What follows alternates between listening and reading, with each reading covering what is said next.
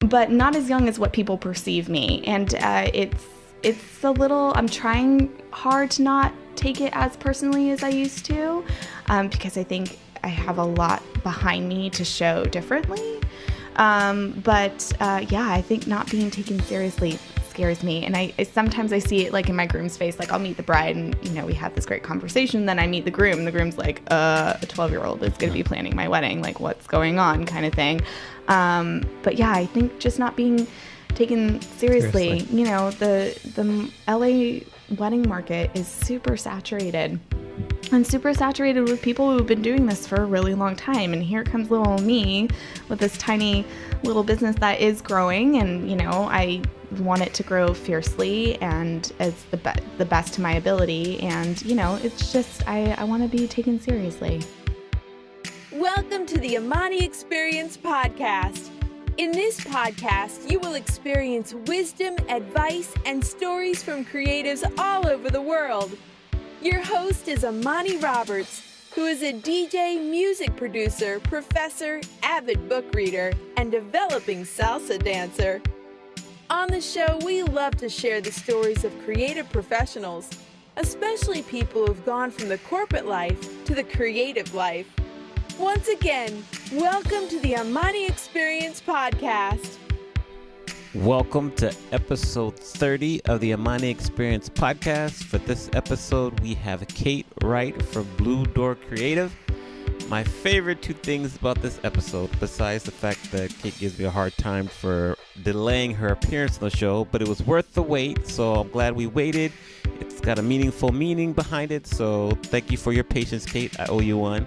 But my favorite two things about this episode was just when she talked about her journey going to Arizona State, then to FIDM, then to working right away. I respect that because she made some changes, but it's all working out very well for her. So I loved her description of that. And then Kate talks about finding your crew and loving them hard. She puts those words into practice, and she's brought all of us together with many different professions and things, and she practices what she preaches. So I really respect that as well. So I hope you can take some learnings from that and apply to what you're doing in your daily life. We're going to read a review we had come in on iTunes from LA Shady. It says, Amani asked the questions that get to the heart of the matter with the utmost respect and compassion for his guests. I got so much out of listening to Dr. Sims, which was episode 4. He gave great advice to would-be entrepreneurs that I will use immediately. It's good to know that I've done some things right as an entrepreneur. This show will keep me on the right track, motivated to keep going to fulfill my passion and purpose. Thanks, and I look forward to listening to more episodes. Thank you for that review, LA Shady. Feel free to give us a review, subscribe, rate us. We'll read it on air. Now it's time to get to the show. Hope you enjoyed, and thank you for listening. All right, welcome back to the show. I'm going to read our guest today, her bio, and then we'll get right to the show. Our guest today is Los Angeles born and raised, a lover of strong coffee and runny eggs on a Sunday. Crazy cat lady on the inside, happy wife to a man that she has had a crush on since she was 14 years old. Our guest today started Blue Door Creative out of her true love for what a wedding day means. I would like to welcome Kate Wright to the Amani Experience Podcast. It's about dang time that I am here. Yes, it is. Yes, it is. And I'm sure we'll get into why that's the case as we talk. It's Amani's fault. Just I disclaimer. Will take the blame. So, okay, let's just get to the story right now. Before we do our geographical check-in, Kate and I met at like a coaching seminar like a year ago, pretty much in Costa Mesa. And so we got to be fast friends and talking and sharing and kind of growing together. And so then end of September, I started the podcast, and Kate was there at the beginning when I had the idea. We were talking about doing something together. We'll probably do that. It's coming up soon. So I was like, of course you're going to be a guest. And then I started having guests on, and Kate was like, well, why are all my friends coming on? Pause. Not all guests. All my friends before me. And so I was like, just be patient, Kate. It's coming. Your time is coming soon. And then finally I said, look, I wanted to time our episode to our 1-year anniversary of when we met.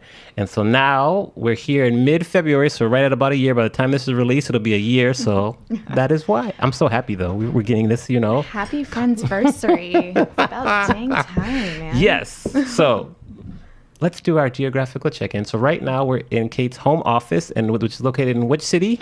It's technically West Los Angeles, so I'm in that little nook that Beverly Hills is very close, so is Culver City, Santa Monica, so UCLA is just a few streets above me, so West Los Angeles.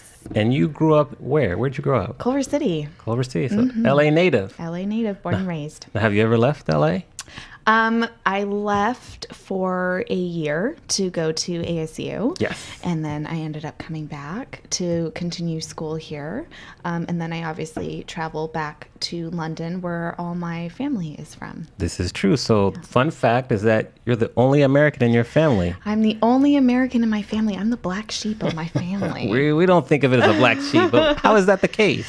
So my parents obviously are from London, and that includes aunts, uncles, grandparents, cousins, all that jazz. And they are what we would call high school sweethearts.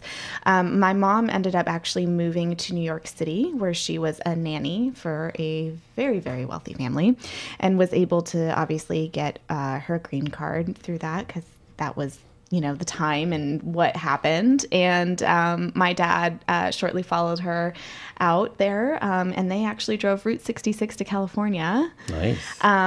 Had me. And then, you know, eventually they ended up getting divorced, but, you know, they both live here now. So my parents are here, but everybody is, you know, 10,000 miles away over in the UK. So I wish they had me in London so I could have had that super cool accent. But, you know, it just is what it is. It is what it is. It is Here what we it are. is.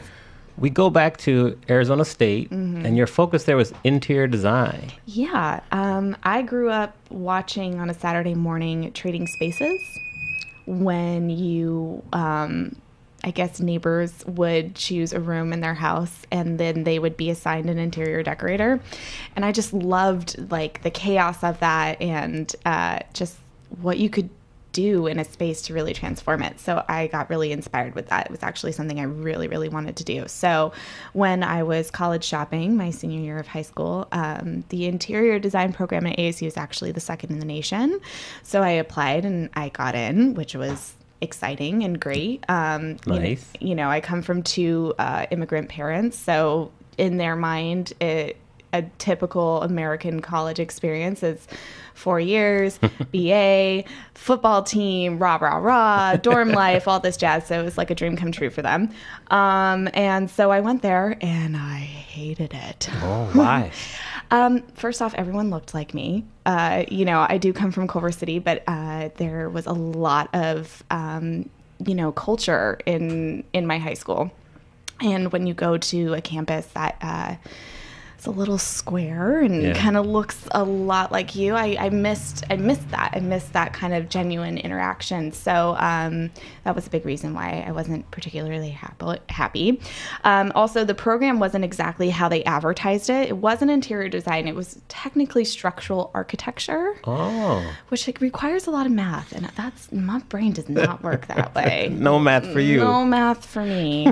And then actually, unfortunately, about a month into my college experience, my mom actually got diagnosed with breast cancer. Sorry. So it was a really big growing experience. It was something surprisingly, with two divorced parents, I think the two things that they really ever agreed on when it came to me was I was not allowed to drive until I was 18, and I was not allowed to leave college unless I had 1 year under my belt. So I stayed, obviously made, you know, trips back and forth to check on mom and make sure. And she's 10 years cancer free. Congrats. Well, like, it's good news. We'll take it. We will. We'll take it. So, you know, I obviously got a little bit of that college experience, but then, you know, I needed to come home. I need to be with my mom, and I needed to do something that was obviously going to propel me into like an industry or a job that was obviously going to make me happy. So. And that led you to FIDM.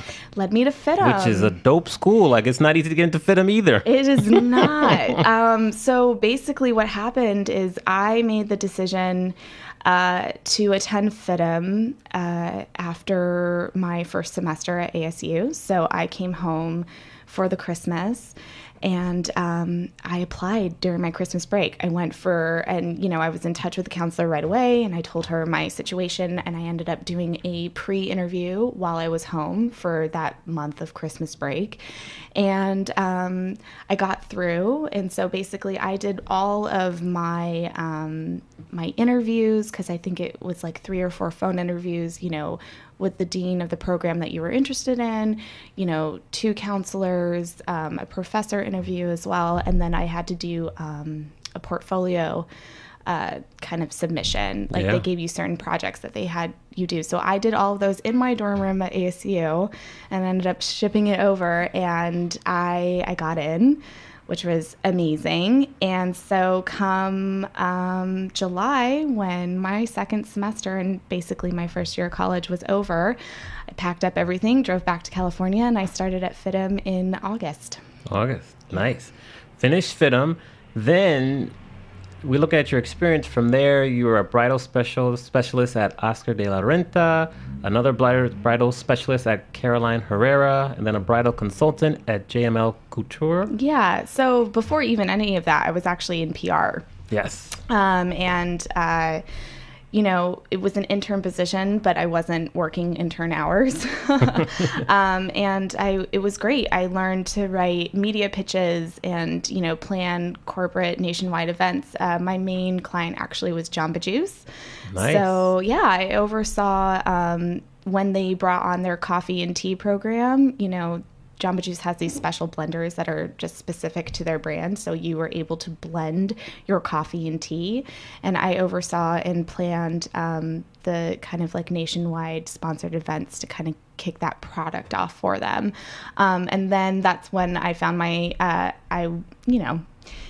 intern can only do so much. I obviously wanted a little bit more of a title, a little bit more of a pay raise, which was not coming, unfortunately. So I said goodbye to PR and kind of, I was young. I was 19, 20 years old. So I was hanging out at mom's house and not really needing to worry about adult life at the moment. And I worked at a restaurant for like a year and a half. And then I stumbled on to JLM Couture, which is on Robertson Boulevard. Right. One of their designers, for anybody who's in the industry and wants to know who they are, Haley Page is one of their top designers. Got it. And I was the receptionist there. And I ended up working my way onto the floor and became a consultant. Good. And then all the while, even before you started at JML Couture, you started your own company. I did. Yeah, in 2011. So you've been in the game for 7 years already. Yeah, it's been, 7 years. Yes. Jesus. Sounds about right. Started my own business. I think it came out of, after doing all these kind of corporate events and planning all of, the logistics and everything, I think I wanted a little bit something more personal. And what's more personal than a wedding? And I'm in this bridal shop and I'm talking to these brides, and I wanted more, I guess, is the best way to say it. I'm helping them find their dresses. I'm part of this just one moment in many moments that make up this really important day, and I just wanted more of that. So I interned with a few wedding planners here in Los Angeles, and I grew my contact list, all the while working full-time, and at JLM, this was a boutique that was open Saturday and Sunday, so I was there every weekend. Just kind of took what I could get, start learning the language, and just threw myself wholeheartedly into the wedding industry. Great. Tell us, where did the name Blue Door Creative come from? Oh, okay. Well, it's funny. So I originally wanted the business name to be Little Red Door Events, because obviously in FIDM we did color study, and part of color study was also feng shui. And there was this really great excerpt in one of the studies that we were doing that if you painted the front door of your, that's a loud truck that just came by. If you painted your front door red, it actually welcomed love into the home, which I just really loved that idea and that concept. So that's what I wanted it to be. But apparently that name exists already. Yes. Apparently there's an event company, I believe, in Alabama that has that name, so that's not going to work. So I went back to color study, and the color blue obviously is has been a favorite color of mine forever. And blue is supposed to give off a very like calming and, you know, perceptive energy, and I've been told that I'm quite calming, I guess. I don't know. That would be affirmative, yes. Keep going. So I ran with blue, and I just, you know, door kind of just stuck with me. Like, you're opening the door to this new chapter in your life, whether it's, you know, your wedding or your bridal shower or baby shower, any kind of event that you choose to invest in someone being a part of, you know, you're opening the door to a new chapter in your life. And creative, I tacked on there because I wanted to do more than just weddings. I wanted to leave myself open should I come across any like PR opportunities, since I have a background. So yeah, Blue Door Creative. I like it. 7 years ago.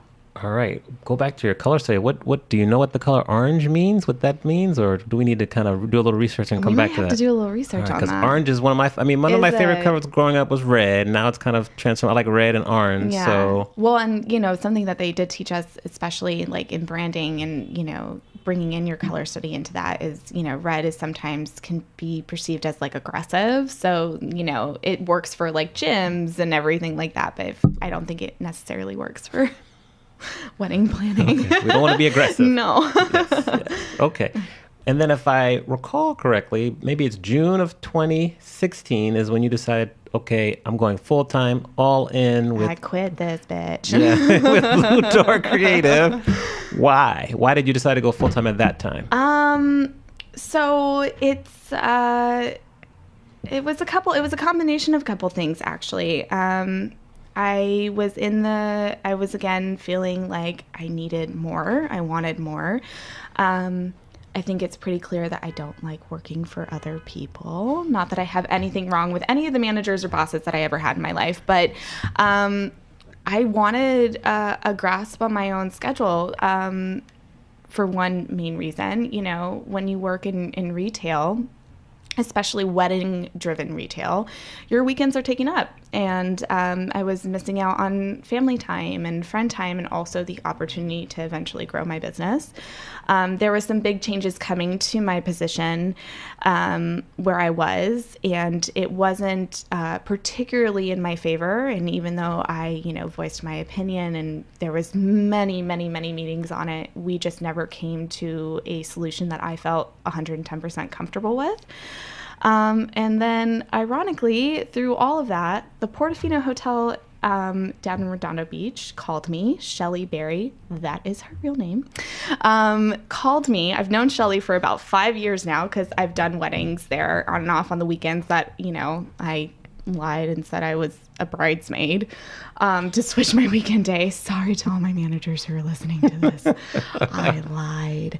I was not in 5 weddings in 1 year. Anywho, Shelly called me and said a position for a preferred vendor for wedding planning has opened up, and I've wanted to add you to our list for so long. Are you interested? And I said, absolutely, without even thinking what that could possibly mean. I mean, I said yes, and then I immediately called my husband to make sure, like, we were both on the same page about this. And funny enough, I ended up booking 2 weddings right after that phone call. I guess they had 2 brides that they just really wanted to send my way. And I looked at my husband that night. We had a really long, lengthy dinner. And he said, if you're not going to do it now, when are you going to do it? And put my 2 weeks in after 4th of July weekend. And that was it. That was it. Back to your husband. You've had a crush on him since you were 14? I have. That's like freshman year of high school? Yes. When you are like the least attractive. Oh my God. He was a senior. I was a freshman. We met on the water polo / swim team. He was obviously Mr. Popular. He swears he knew who I was. I say bullshit. Okay, you call BS. I call BS. But we had a mutual friend, so we did kind of like know each other, and I just thought he was the cutest thing since sliced bread, and had a huge stinking crush on him. And obviously he graduated and went to school up in Santa Barbara and ended up making his way back to Culver City my senior year of high school. And that's actually when we became really, really good friends. And we had this horrible banter between the two of us. For some reason, I decided to call him Fatty, and he decided to call me ugly. And true love clearly blossoms from, putting people down, like obviously. The movies. Obviously. But we just kind of went our own separate ways. He, continued in school. I obviously went to ASU, and I came home. And actually, upon me graduating from FIDM, a girlfriend of mine wanted to kind of test out my party planning skills and asked me to plan her birthday for her. And Brian, my husband, was on the list, and he did not come. And I looked good that night. Just want to put it out there. I was feeling myself that night, and he didn't come, but he actually ended up texting me at like 8 o'clock the next morning. It was just like, I'm so sorry that I didn't make it. My friends are being weirdos. Like it was a long day. I'm so sorry. Can I make it up to you? And it just was this like really interesting conversation between the two of us. Long story short, my friend at the time dared me to ask him out on a date, and I did, I guess. And what was supposed to be just drinks turned into dinner. And when I got home, who was there said to me, "You realize you've been gone for 6 hours, right?" And I was like, "Oh, no." So, and that was kind of it. We just started dating from there, and then that's it. That's a great story. Yeah. Wow. Yeah. Okay. Thanks for sharing. Thanks. Yeah. In your opinion, what is important for creative professionals such as you and I to succeed in today's business environment? Don't sweat the small stuff. Okay. Yeah. That's also me trying to take my own advice. I am so anxiety driven sometimes. I'm a people pleaser. I'm a Virgo. So if I feel like I haven't done my job correctly, or I've let you down, or I'm not supportive, oh my gosh, it just riddles me with so much guilt and anxiety, and I just can't handle it. But when I look back on these kind of moments where I feel like that it was, a quote unquote, like really big deal, or it was like the end of the world scenario or whatever, it actually is quite small when you put it into perspective. And I think that's when you can get tripped up. Like, focus on the bigger thing. Like maybe this one particular scenario didn't really happen the way that you wanted it to, or it's just not as big as you think it is. And, you're doing a good job, and you're doing this for a reason. So I guess my thing would be like, don't sweat the small stuff. Like small stuff's going to happen. Just don't let that trip you up. True. Now, what have you done to improve on the way you handle your anxiety? Because I know it's much better now than it has been in the past. So what have you kind of done to improve that type of management? I call my mom. Okay. Yes, I call my mom. I also have really big, lengthy conversations with my husband, obviously, and I also talk to my dad and my aunt, and then I do a loop around with all my Fender friends. So I guess community and talking it out is a big thing. And then I work out. Good. I take that 45 minutes for myself. I go spinning in Culver City. What up, Cycle Bar? That's for you, Steph, because I know you're going to listen to it. And so I go spinning like 3-4 times a week. And that's just kind of like, that's my office time. Perfect. So yeah, just giving myself a little time to talk it out with everyone who I trust and love, and I know who ultimately could respond back objectively, but also, scratch my head a little bit and tell me that I'm awesome, because everybody needs that. And then I work out. Good. Yeah. Community and exercise. I like it. Yeah. Now, when do you think was the turning point of your career? So I asked this question, like, when did you sit down and be like, wow, this is really happening, like it's going well and we're growing? Like, when was that moment for you?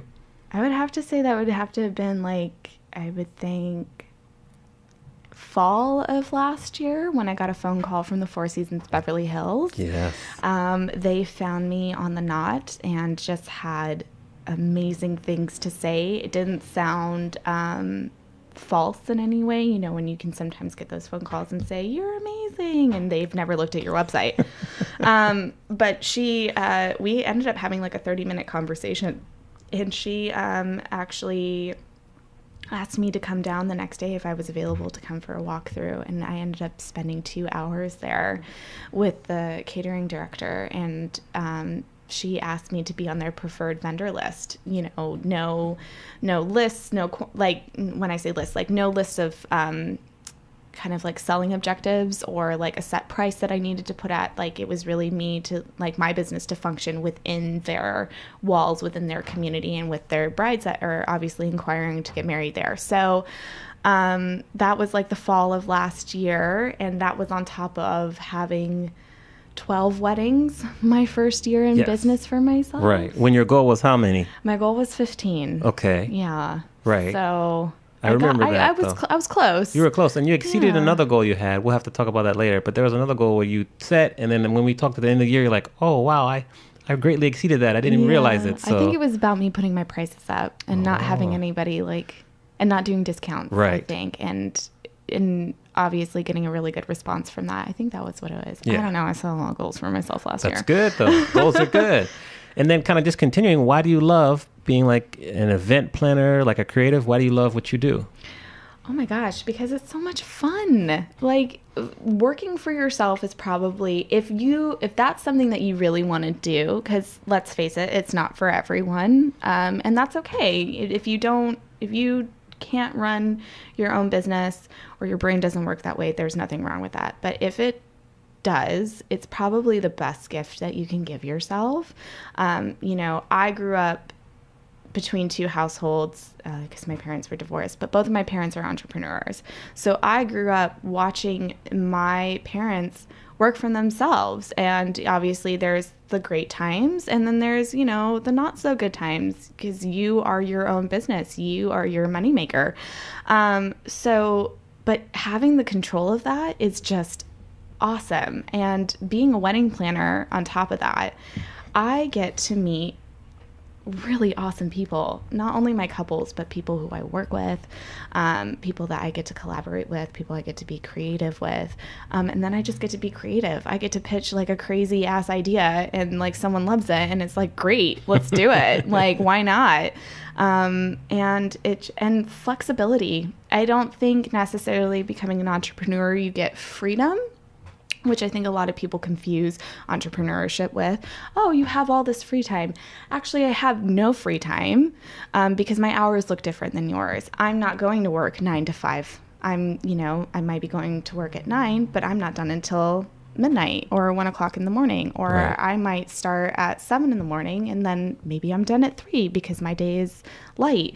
But the flexibility, if I don't have a wedding on the weekend, I try to milk as much time as I can, with my husband, with my family, with my friends. And then some weekends it's just work. So yeah, if you can do that for yourself, do it.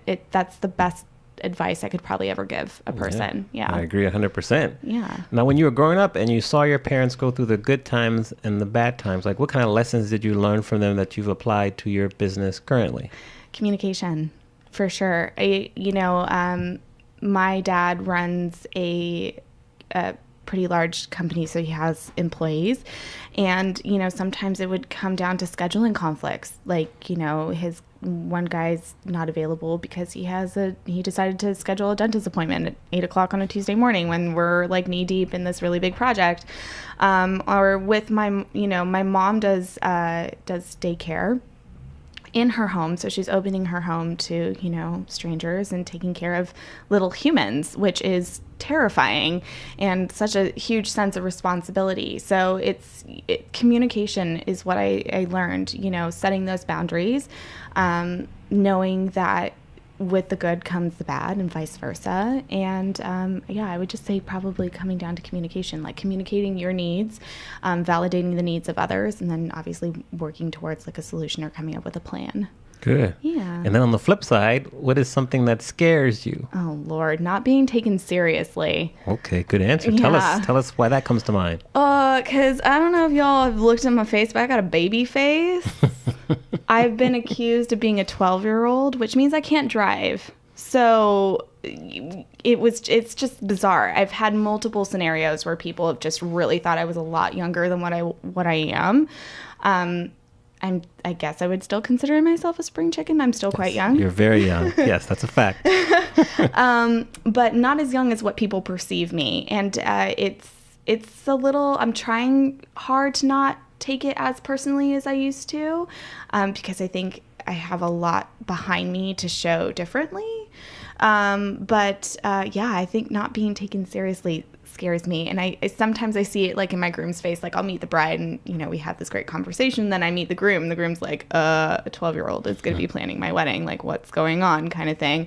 But yeah, I think just not being taken seriously. The LA wedding market is super saturated.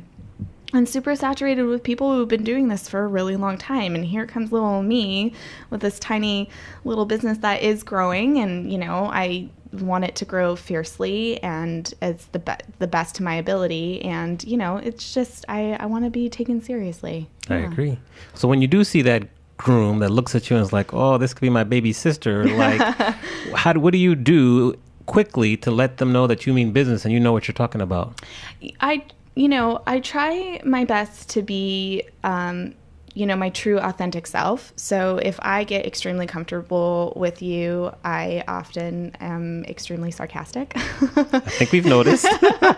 And, like to kind of lighten up the mood. So I try to make him a little bit more comfortable of like, hey, at the end of the day, like, I'm a human being, like, and I really care about what I do and I love what I do. But then I also back it up with like legit facts. Like, listen, this is when your wedding is going to start. This is when it's going to end. And this is what's kind of going to happen in between. And there's certain things that, that your guests show up that they want to see. I'm there to help facilitate it. And the more and more that I can present like real life scenarios or real life tips or just kind of sharing, my journey in my own wedding planning, I think can kind of shift the narrative. So I try to seem more human and not like a child. But you're not a child. No. Right. I like it. Yeah. You mentioned that, the LA market, in terms of wedding planning is extremely saturated. Mm-hmm. What do you do to rise above all the noise and competition and distinguish yourself? I've been worried about this question. Because I think I do what a lot of people strive to do, which is to be their truest self. But I think it's actually something that I really just wanted to start this year. And it was a big reason why I actually did a new set of headshots last week or the week before. Which look very nice, by the way. Oh, shout out to your photographer. Shout out to Molly and to Sam for the amazing makeup. Perfect. And to Target for my wardrobe. But funny. Keep going. So I kind of had a Target. If I do not get free clothes for that plugin, I don't this is not worth it. We'll see. No, we'll it's see what totally we can worth do. it, but holler at me, Target. Anywho, I would say, I guess I had a revelation earlier this year that I just really kind of just wanted to be completely honest on who I am. It's because when you look at my portfolio, when you look at where you could technically find me, you can find me at the Portofino Hotel. You can find me at Beverly Hills. Those are two enormously different demographics, budgets, couples. And I can do that. I can do both. And at the end of the day, I'm that girl who's normally on her sofa in her leggings answering all her emails. But I will totally dress up and, be the person that you need me to be, obviously. But at the same time, I really wanted to give the opportunity for my couples and the people that I work with to really see who I was. So that's why I really just kind of wanted to have, I just wanted to put my very best self forward. And I feel like a lot of people try to do that in this industry, but I'm just trying to be a little bit more honest about it. I certainly don't want to ever move into the attitude of take it or leave it. If you don't like me, you don't like me, which, there is some health behind that. But at the same time, this is me, this is who I am. I'm going to take care of this really special day for you. But I also, love my cat. And I, eat chips and hummus while I'm answering your emails, and, you know, let's meet for coffee or something like that. So I think I just tried to be my most authentic self. Well said. You forgot to mention when you're in your PJs or sweats, your obsession with The Office. Oh my Talk to God. us about that. Michael Scott for president, everybody. He's so much better than what we got going on right now. Anyways, Anyways. you have an obsession with The Office. You I always play do. Beyonce when you're on your way to your weddings. Always play Beyonce, Queen Bee. Her and I share the same birthday. Right. Shout out to Virgos. I'm a Shout Virgo out as to well. Virgos. September 4th. 4th. That's right. Beyonce's birthday. All right. Yes, Beyonce is my go-to pump up music to any event that I go to. And The Office is my go-to background. That's a great fun fact. I love that show. I actually had it on before you came. That's great. How has a failure or an apparent failure set you up for later success? Do you have a favorite failure of yours? I don't think anybody has a favorite failure, but I would have to say it was right when I was getting started. I did my first wedding for $400, and I did everything. And this wedding, like, if you want to talk about red flags, like, this thing had red flags like 6 months in advance. Wow. And I still went for it. I was hungry. I wanted the experience. It was on Carmageddon weekend. So Explain what Carmageddon is for people who are not in the LA area. The 405 was closed. Yes. And if you're not in LA, that is our main artery of any highway here in Los Angeles. And they closed it Yes. for a whole 3 days, was Yes, it? to repair, like, change out a bridge or repair a bridge or whatever. Who yeah. the heck knows? All Yeah. we know that the world was ending on that particular weekend, Yeah. and this couple decided to get married on that weekend, but their ceremony was down in Malibu, and their reception was in Sherman Oaks, Ooh. with no main freeway Yeah. to get back and forth, and it just we got through it. I thought it to be a good day. I wouldn't say that it was obviously the best wedding I ever planned. And also I was quite new. I was, like I said, I wanted the opportunity. And I was told that I would never make it in this industry if I continued to do that. And that was from a fellow vendor that was at that wedding. And that was soul crushing to me. I was like maybe a year in. So I had done a few weddings before that, and, was feeling pretty good. I feel like I'm a pretty practical person. So I wouldn't say I was like the best wedding planner ever. I still don't think that. But I was excited for getting my feet wet. Like I said, I was a year in, and to have someone just kind of look at me and say, you're never going to make it in this industry if you continue to work like you work, which was, so hard to hear because I worked really hard that weekend, Right. For really hardly any money. And so, yeah, that I actually thought, maybe not. Maybe I'm not. Maybe I don't need to do this. This is just not what I'm supposed to be doing. And then I said, no, I am not going to let that. I'm not going to let that stop me. So I try my best to find those red flags and either work around them or say, thanks, but no thanks. Right. So, And now, 6 years later, when we see that vendor, you're just like, what's up? I'm still here. Yeah, I actually haven't seen them in a very, very long time. And I really thought that our paths would have crossed a lot more. But Right. yeah, I don't, it is what it is at this point. I'm doing my thing. They're obviously doing their thing. And yeah, like I'm here. I'm doing good. I got it. Speaking of this vendor who kind of shot you down a little bit, like, how do you handle your critics? With as much love as possible. That's taken a while for me. I used to really kind of take that shit personally and think that it was something that I needed to change or fix. And no, I I mean, like I said, I will definitely admit if I've done anything wrong or there was something that I could have done better.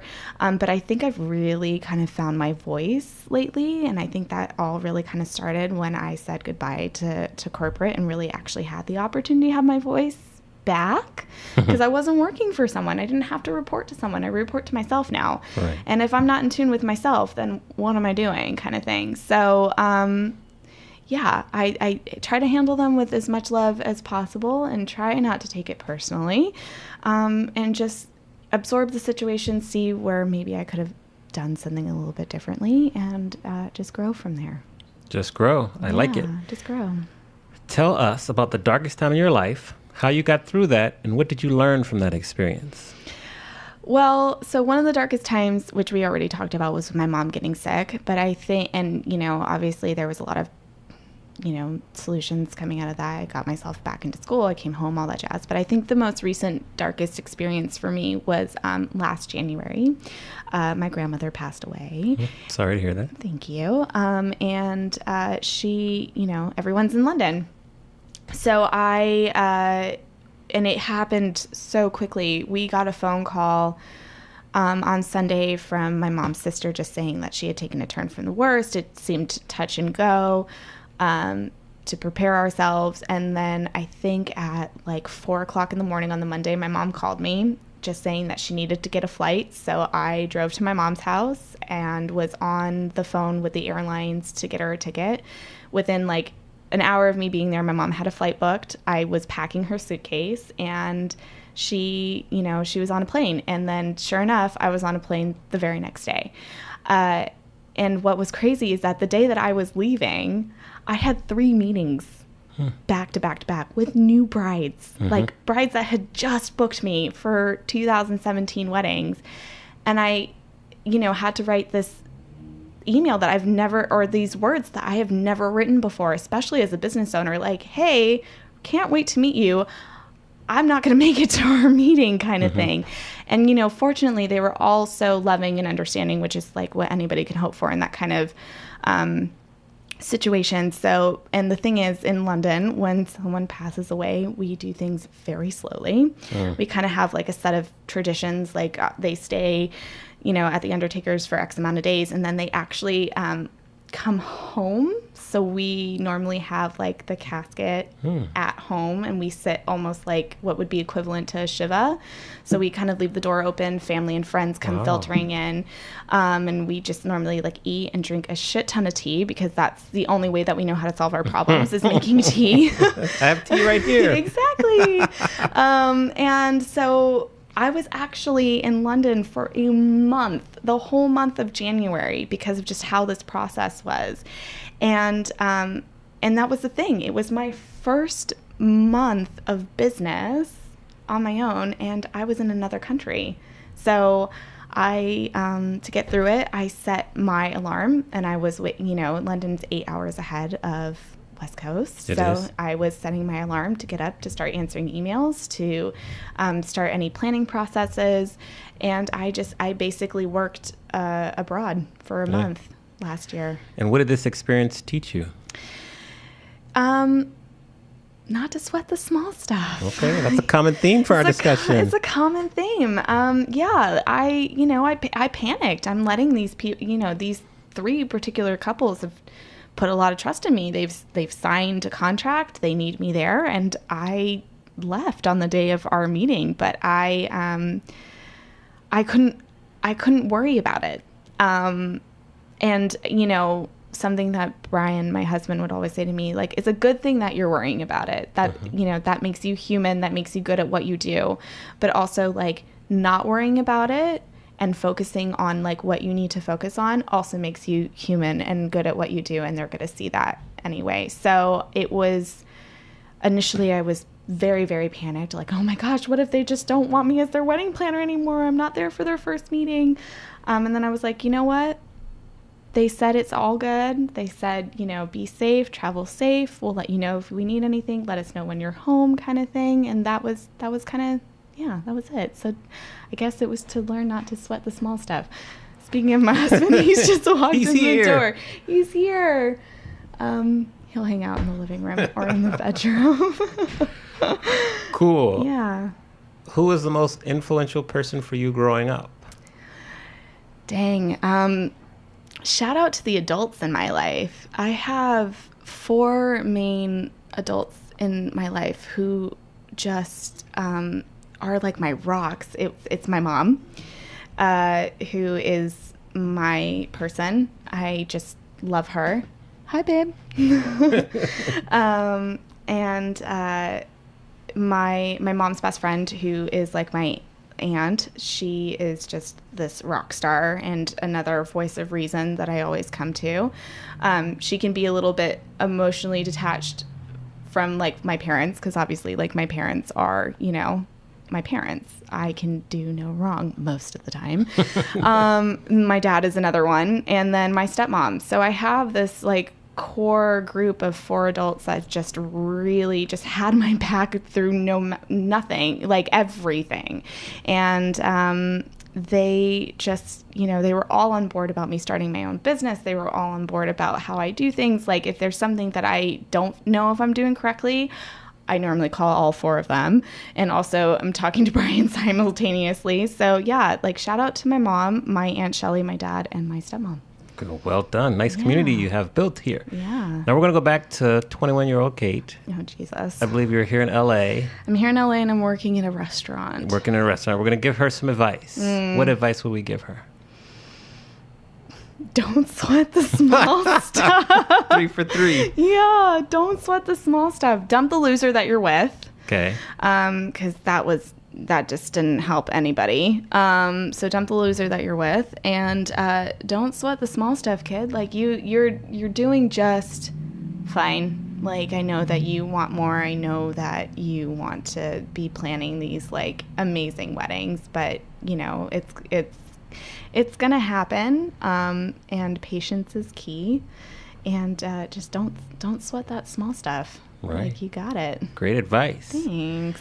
What is the one lesson in life that took you the longest to learn? And you can't say, don't sweat the small stuff. It's got to be a new lesson. Fair enough, because it's actually a lesson that I learned last year during everything, which was your voice matters. You know, your thoughts, your feelings, your voice can ring true in situations, you know, with everything that happened in January and just even this transition that my life was taking, like moving away from something that seems rather normal to a lot of people, which is your job, getting up, going to your job, coming home, having dinner, you know, having the weekend to just be with family and friends, you know, going through this transition in my life where, you know, no, I can't come out with you on Friday night because I got a wedding the next day. Yeah. Like I can't, you know, I lost some people in my life that I thought I was going to have in my life for a really, really long time. And the old me, you know, she's still kind of there. She still cycles in and out. Would have done anything in her power to make sure that they stayed. And that would ultimately compromise who I am. And I would have, you know, lost my voice and my opinion in that. And when I finally said, hey, you know what, that really hurts my feelings, or this is what's happening in my life. You know, I'm always there for you. I'm always, you know, in your life and this, that, and the other. I mean, I even think I talked about it in a blog post like 2 or 3 weeks ago when I was saying like I found myself in this threesome of friends constantly and was more concerned about their objectives and their schedules and their feelings. And I never really got to know who I was, or like, yeah, I knew that bothered me, but I never did anything about it. So I think the hardest lesson that I learned last year, and I'm continuing to be into myself, is that my voice, my opinion, and my feelings matter. All right. Good answer again. Thanks. Every great person has a sentence. What is your sentence? My sentence would be I help people unlock their creativity by teaching them how to DJ. What is your sentence? Find your crew and love them hard. Good sentence. Like it. Find your crew and love them hard. Simple. Definitely. All right. Yeah. Now, what is one new habit that you've added to your daily routine in the past year or so that has been most beneficial? Skincare. Oh, tell us more about that. That's a good answer. Anybody who knows me knows that it doesn't matter if I am super, super tired or possibly drunk off my face, but that does not happen anymore because I'm an adult. I always washed my face before I went to bed. And now I like take it a step further. Like now I have creams and serums and face scrubs that I do, you know, every other day or daily, because skincare is super important in this business. Your face is your business. And so I just kind of created a routine for myself that's just kind of like a little bit of my time, a little bit of self-care that I do. So I would say skincare and drinking lemon and honey at night before I go to bed. Great tips. Yeah. I like it. We're big readers here on the Money Experience podcast. So is there 1, 2, or 3 books that you think everyone should stop what they're doing right now and begin to read them right away? So unfortunately, I haven't done a lot of reading lately because it's been a little bit busy over here. Right. It can be from back in the day. Harry Potter. Okay. I read all 7 last year, and it was my favorite book, so okay, I agree. Revisit the magic. I actually want to reread them, to be honest with you, because the way that she just, tells stories and everything like that, you can kind of get lost in it and revisit maybe a more simpler time. And also in this day and age, let's just face it, like Harry would have been dead by book 2 if he didn't have Hermione. So girl power. But I am just finishing up You're a Badass. So, and that's been really great to read. And also just for fun, Big Little Lies. It was an easy read, and surprisingly, the show is different than the book. It is. And I picked it up at the airport because I was delayed. Thanks, Southwest. But if you want to give me free flights, that's totally fine.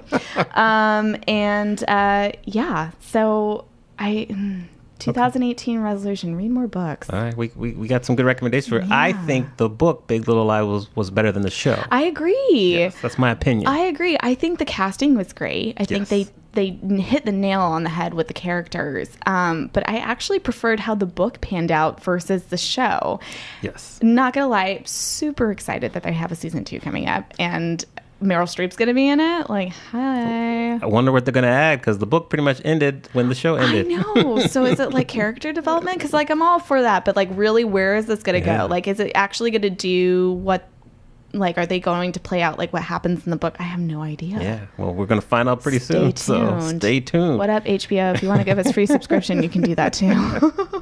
Tell people how they can find you online. You can find me. My website is www.bluedoorcreative.net. Don't get that confused with .com. Right. And then you can also find me on Instagram at Blue Door Creative. And where do you spend most of your time online?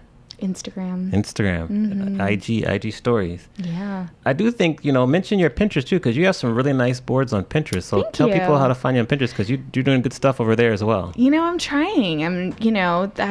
I hear that Pinterest is like blowing up, and I actually just do it for fun.